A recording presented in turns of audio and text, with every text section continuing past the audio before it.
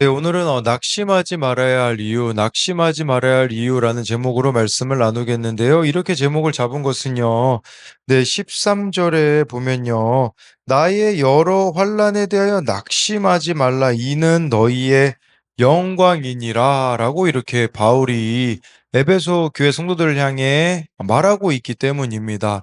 사실 뭐 세상적으로 보기엔 바울이 감옥에 갇혀 있는 게 부끄러움일지도 모르겠지만 그런데 바울이요, 지금 사명을 잘 감당하고 있기 때문에 감옥에 갇혀 있기 때문에 이것은 부끄러움이 아니라고 에베소 교회 성도들에게 말하는 것이겠죠. 여러분, 우리도 마찬가지인 것 같아요. 정말 우리도 낙심할 일이 있는데, 근데 그 낙심할 일들 가운데 그것을 우리가 말씀을 통해서 바라보게 되어지면, 말씀의 렌즈로 바라보게 되어지면, 다르게 바라볼 수 있게 되거든요. 그래서 우리가 지금 이 현실이 갇혀 있는 것과 같은 낙심할 수밖에 없는 상황 가운데 그 이면에 좀 숨겨진 하나님의 뜻을 이렇게 말씀으로 발견함으로써 오히려 이것이 영광이 되는 우리들이 되었으면 좋겠습니다. 첫 번째로 이제 낙심하지 말아야 할 이유는요. 그리스도의 비밀을 깨달을 수 있기 때문입니다. 1, 2절인데요. 이러므로 그리스도 예수의 일로 너희 이방인을 위하여 갇힌 자 된 나 바울이 말하거니와 너희를 위하여 내게 주신 하나님의 그 은혜의 경륜을 너희가 들었을 터이라. 1절에 보면요. 바울은 자신을 갇힌 자로 소개하고 있습니다. 그런데 여기서 중요한 것은 예수의 일로 너희 이방인을 위하여 갇힌 자 된 나 바울이라고 하는데, 이게 원어로 보면요. 그리스도 예수에 갇힌 자라는 뜻입니다. 그리스도 예수에 갇힌 자라는 말은 무슨 말이냐면, 바울은 지금 감옥에 갇혀 있는 게 로마 정부에 사로잡혀 감옥에 갇혀 있다고 생각하는 게 아니라 예수님께 사로잡혀 갇힌 것이라고 말하고 있는 것이에요. 그러니까 자신이 로마 황제나 로마법의 치리 아래에 있는 죄수라기보다는 그리스도 예수의 주권 아래에 있는 죄수라는 바울의 자기 인식을 보여주는 것입니다. 이런 자기 인식이 있었기 때문에 바울은요, 감옥에 있는 것을 부끄러워하거나 두려워하지 않습니다. 오히려 이후에 13절에도 보면요, 알 수 있지만 옥중에서 하나님을 찬양하며 자신의 고난이 이방인 성도들의 영광이라고까지 말하게 되어지는 것이죠. 2절에서요, 이 경륜이 나오거든요.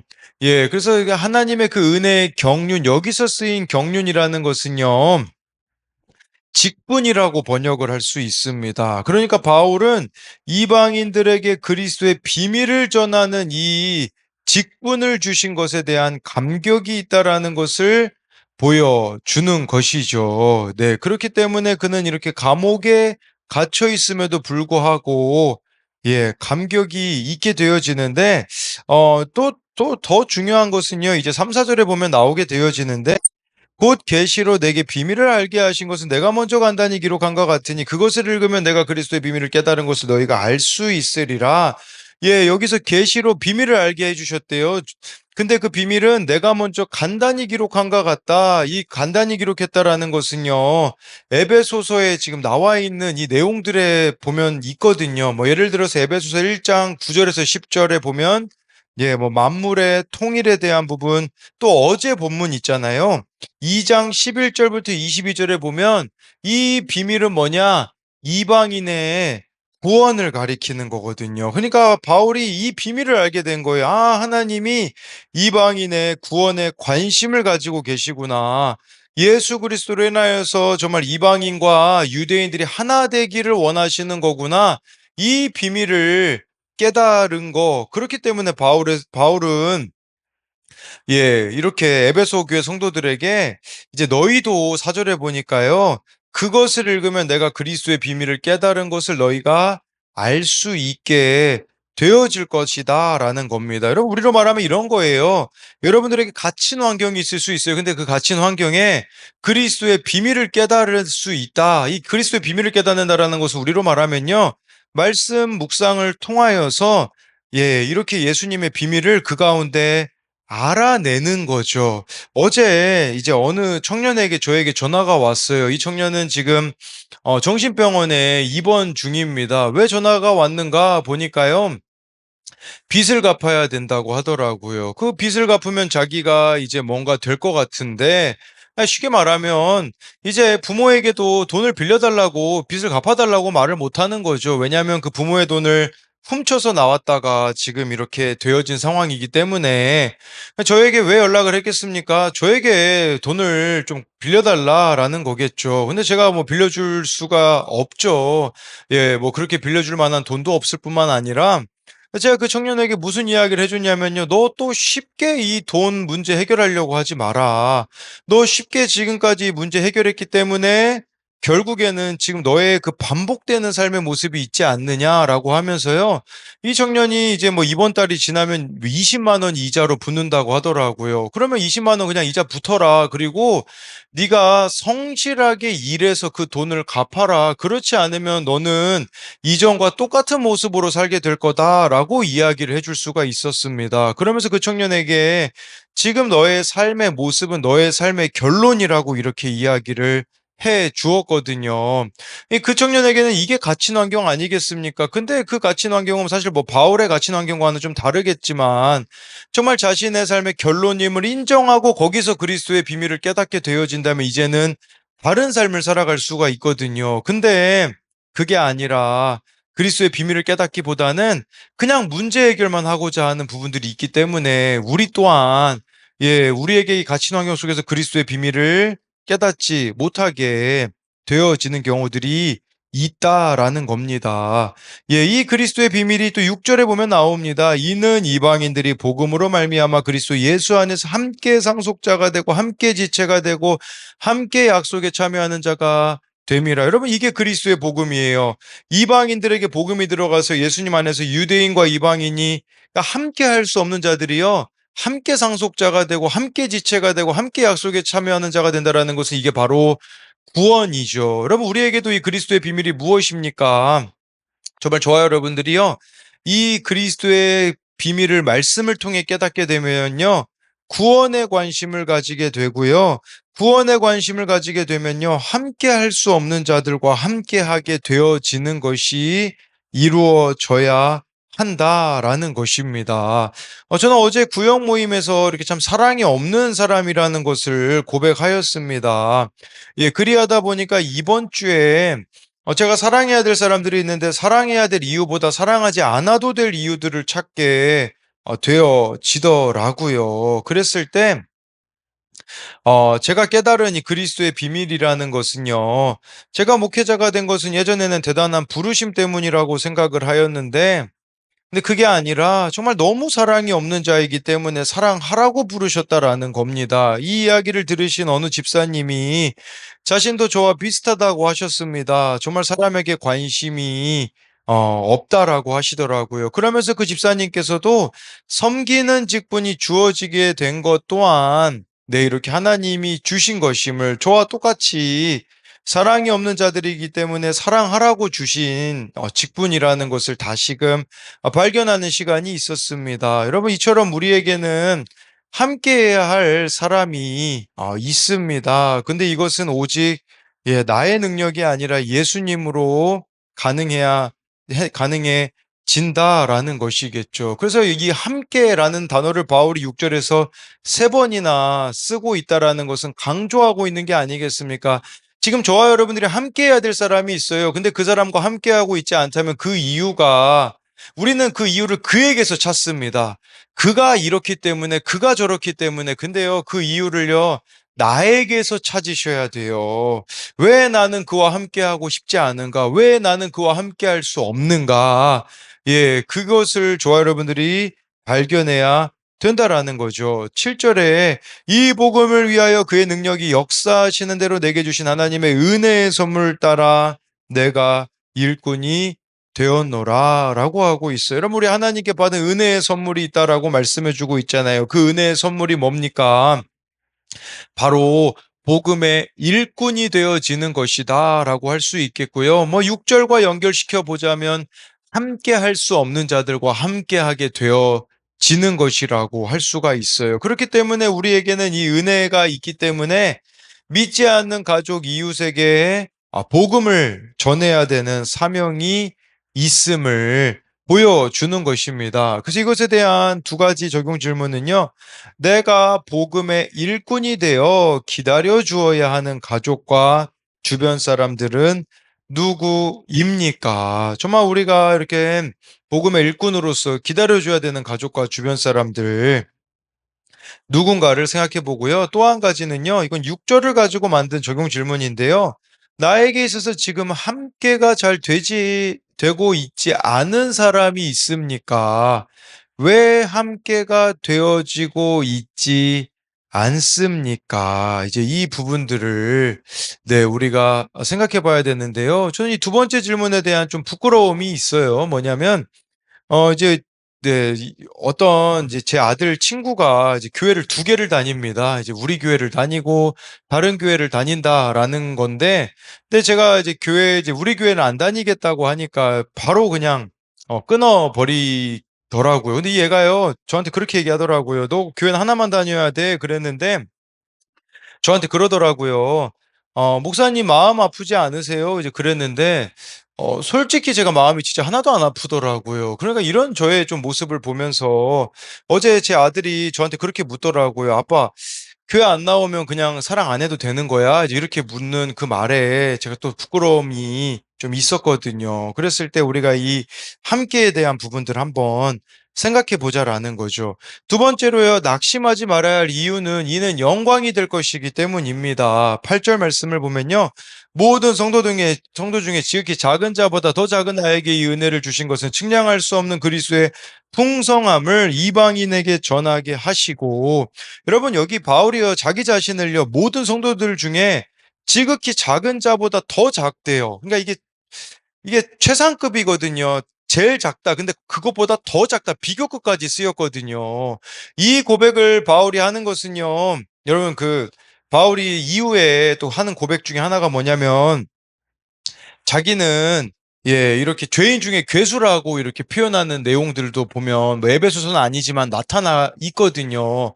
근데 어떻게 그런 고백을 할 수 있었을까요? 그 비결은 8절에 그리스도의 풍성함을 경험했기 때문에 내가 진짜 죄인 중에 괴수다.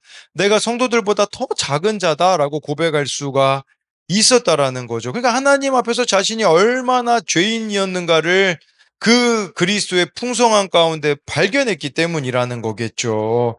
그러니까 그는 예수님을 회방하고 모욕했고 하나님의 교회를 핍박하고 심지어 진멸하려고까지 했잖아요. 그러면 그는 사실 심판받아야 마땅할 존재가 아니었습니까? 근데 하나님이요. 그런 바울을 심판하지 않으시고 그리스도의 비밀을 전하는 복음의 일꾼이 되게 하셨으니 하나님이 얼마나 은혜로우신 분입니까? 그러니까 바울이 깨달은 거예요. 야, 이런 나도 하나님이 구원하셨는데 뭐 이방인들 구원하지 못할 인생이 누가 있는가? 그걸 바울이 깨닫게 되어서 이렇게 이방인에게 복음을 전하는 것에 대한 감사함이 그에게 있었다라는 거죠. 여러분, 내가 죄인이라고 고백하는 것은 제가 항상 말씀드리지만 비참해지라는 게 아니에요. 8절에 나와 있는 것처럼 그리스도의 풍성함을 내가 깨닫고 전하게 되어지는 그 고백이 바로 내가 죄인이라는 거죠. 내가 그리스도의 풍성함을 그것을 통해서 경험할 수 있기 때문이라는 거예요. 이렇게 복음이 자신의 정체성이 된 사람은요, 누구에게도 주눅들지 않습니다. 하나님의 십자가 지혜를 알게 하는 인생을 사는 거죠. 다시 말해, 복음에서 자기 정체성을 찾았기 때문에 세상의 평가에 이렇게 흔들리지 않고 하나님 앞에 담대히 살아갑니다. 이것이 나의 영광이기 때문이죠. 마지막으로 12절 13절을 보면요. 우리가 그 안에서 그를 믿음으로 말미암아 담대함과 확신을 가지고 하나님께 나아감을 얻느니라. 그러므로 너희에게 구하노니 너희를 위한 나의 여러 환난에 대하여 낙심하지 말라. 이는 너희의 영광이니라 라고 말씀해 주고 있어요. 바울은 이제 이 복음 선포를 통해 주어진 결과에 대해서 12절에 설명합니다. 그리스도의 복음 안에서 주어진 이 유익은 담대함과 확신 가운데 하나님께 나아갈 수 있게 되었다라고 말하고 있어요. 그러면서 13절에요. 바울은 무엇보다도 자신이 하나님의 이 은혜의 직무를 받은 것에 대하여서 이건 자기가 잘못해서나 악한 일을 범해서가 아니라 사명을 잘 감당하고 있기 때문에 오히려 지금 자기가 감옥에 갇혀 있기 때문에 이 환난에 대하여 낙심하지 말라고 이게 바로 너희의 영광이자 하나님께 영광이 된다라는 거겠죠. 그러니까 그가 고난을 당하고 있는 것은 그가 하나님께 사명받은 사람임을 알려주는 명백한 증거라는 거죠. 하나님께 사명을 받지 않았다면 그가 옥에 갇힐 이유도 없고 환난을 당할 이유도 없는 거죠. 여러분, 이 고난과 환난 뭐 때문입니까? 구원 때문에 지금 자기가 당하고 있다라는 거겠죠. 여러분, 그런 측면을 우리가 생각해 볼 때에 여러분들에게도 여러 환난이 있을 수 있습니다. 여러 고난이 있을 수 있습니다. 그런데 우리에게 필요한 것은요, 그 환난과 그 고난을 구원으로 승화시켜야 된다라는 겁니다. 현실만 바라보면요, 우린 당연히 낙심할 수밖에 없겠죠. 근데요, 하나님은 그것을 통해서 구원을 이루어 가시기를 원하시는 거구나라는 것을 우리가 깨닫게 되어진다면 이 낙심을 넘어설 수가 있다라는 겁니다. 어른용 큐티인 묵상 간증 나를 위한 환란의 비밀에 보면요, 이분에게요 참 환란이 찾아와요. 뭐냐? 4년 전에 딸의 갑작스러운 죽음이 이 가정에 임합니다. 자녀를 먼저 보낸 죄책감에 크게 낙심하였는데, 근데 그날 하나님은요, 히스기야의 죽음이라는 큐티 말씀으로 찾아오셨다고 해요. 이 땅에서 딸의 괴로움을 그치고 사명이 끝나 데려가셨다라고 하시는 것 같아 큰 위로를 받는데, 거기 이런 내용이 나오더라고요. 위로 예배에서는 유다 왕 므낫세의 악행에 관한 설교 말씀을 들으며 문제 부모인 제 모습을 직면하게 되었습니다. 저는 좋은 학군을 찾아 이사할 정도로 자녀들의 학업에 열심을 내면서도 이것은 기본이라며 자녀들을 달달 볶았습니다. 또 남편과는 돈과 자녀 교육에 대한 가치관이 달라 부부싸움도 많이 했습니다. 그러면서도 남편이 유독 잘 삐치고 욱한다며 피해의식과 자기 연민에 갇혀 살았습니다. 그런데 위로 예배 때 므낫세의 아들처럼 자녀가 화목제물로 드려졌다는 목사님의 말씀에 감추어졌던 비밀의 경륜이 드러나 입을 다물게 되었습니다. 아직도 딸의 죽음이 완전히 이해되진 않지만 이 길을 먼저 걸어간 믿음의 선진들이 있기에 날마다 말씀 듣는 구조 속에서 하나님의 각종 지혜를 알아가고 있습니다. 얼마 전 오랜만에 만난 작은 아버지는 제 손을 잡고 신앙 안에서 살아가는 모습이 존경스럽다고 하시며 눈물을 훔치셨습니다. 저는 그 말이 하나님의 음성같이 들려 감사했습니다. 환난 중에도 공동체와 함께 주의 영광을 보게 하시니 감사합니다. 여러분, 제가 보기에는요, 바울은요, 자신이 잃어버린 것보다 남아있는 것들을 크게 본 자가 아닐까라는 생각을 합니다. 그가 잃어버린 것은 뭡니까? 감옥에 갇힌 것이죠. 그에게 남아있는 것이 무엇입니까? 에베소 성도들이 아니었겠습니까? 여러분, 이와 마찬가지로 정말 우리들에게 남은 것들을 볼 수 있는 그런 은혜가 있기를 소망합니다. 이것에 대한 두 가지 적용은요. 나는 작은 자입니까? 큰 자입니까? 이건 8절에 대한 적용 질문이죠. 바울이 지극히 작은 자보다 더 작은 자라고 자기를 표현하기 때문이죠. 세상에서 큰 자가 되기 위해 쓰고 있지는 않습니까? 또 한 가지는요. 여러 환난 가운데 주의 영광을 보게 된 적이 있습니까? 이것은 13절에 여러 환난에 대하여 참 낙심할 수밖에 없는 상황이지만 바울은 그 가운데 이렇게 주의 영광을 보고 있다라고 하는 것처럼 우리 또한 그 환난 가운데 주의 영광을 보게 되어지기를 소망합니다. 기도하겠습니다. 살아계신 하나님, 오늘 말씀해 보면 바울이 이 예수님으로 인하여서 정말 복음을 전하다가 감옥에 갇히게 됩니다. 근데 감옥에 갇혀 있지만 그는 비참해지지 않는 이유는 그리스도의 비밀을 깨달았기 때문입니다. 정말 하나님이 이방인들을 구원하시기를 원하신다라는 것을 그가 깨달았기 때문에, 말씀을 통하여서 숨겨진 하나님의 뜻을 발견했기 때문에 그가 이렇게 낙심하지 않을 수 있었던 것처럼, 하나님, 우리도 말씀을 통해 내 문제를 보고 말씀을 통해 내 환경을 바라볼 수 있는, 그리하여 그리스도의 비밀을 깨닫는 자가 되게 하여 주옵소서. 뿐만 아니라 바울은 모든 성도 중에 지극히 작은 자보다 더 작은 자라고 고백하는 것은 그리스도의 풍성함을 발견했기 때문입니다. 우리도 예수님의 그 풍성함을 발견하면 내가 얼마나 큰 죄인인지를 깨닫게 되어집니다.